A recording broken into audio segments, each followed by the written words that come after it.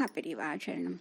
ஸ்ரீ லலிதா ரகசியசகஸ்ரநாமத்தில் வாக்தேவதைகள் அம்பிகையின் நாமங்களாகச் சொல்லி அவள் பிணைப்பொக்கல் அற்றவள் என்று விஸ்ருங்கலா என்று சொன்னார்கள். அடுத்தது முக்கியமான ஒரு விஷயத்தை சொல்லக்கூடிய ஒரு நாமம். ஓம் விவிக்தஸ்தாயை நமஹ. ஓம் விவிக்தஸ்தாயை நமஹ. இந்த ஸ்தா அப்படிங்கிறது நம்ம நிறைய நாமங்களில் பார்த்துருக்கோம். அதாவது அந்த இடத்தில் அவள் இருக்கிறாள் அப்படின்னு சொல்வதற்காக ஸ்தா. இங்கே விவிக்தா அப்படின்னா என்ன அப்படின்னா ஒரு தூய்மையான தனிமையான இடம் அப்படின்னு சொல்றது.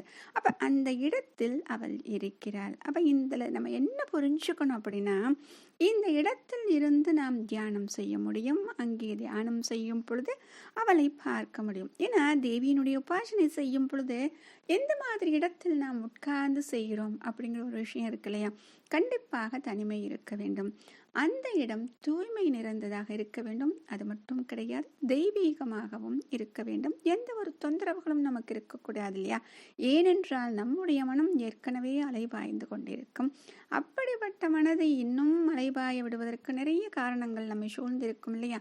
அந்த இடத்தில் நமக்கு காரணமாக அமைந்துவிடும். அப்ப என்ன பண்றோம், இது எந்த ஒரு காரணமும் நம்மளுடைய மனதை எந்த ஒரு திசையிலும் திருப்பாமல் சதா அந்த அம்பிகையை மட்டுமே நினைப்பதற்கு உதவி செய்ய வேண்டும். அப்படி இருக்கும் பொழுது ஏதோ கொஞ்சம் நாம் முயற்சி செய்ய செய்ய ஏதோ மனம் கட்டுப்பட்டுக்குள் வருவது போல நமக்கு தோன்றும்.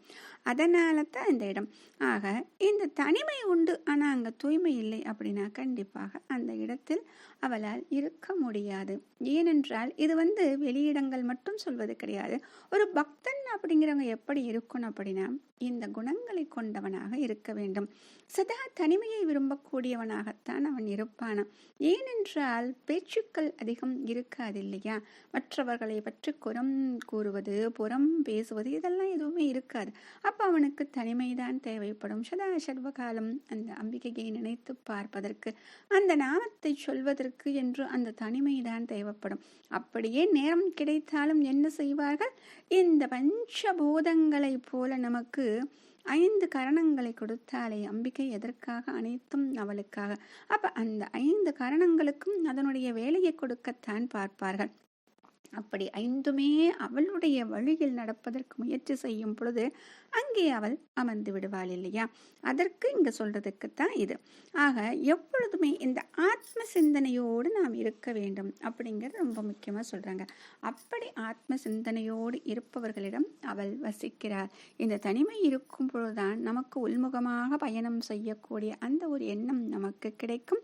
அதில் நமக்கு சித்திக்கவும் அம்பிகையை அருள் புரிவாள். அப்படிப்பட்ட ஆத்ம சிந்தனையோடு இருப்பவர்களிடம் அவள் வசிக்கிறாள். மகாபெரியவா சரணம்.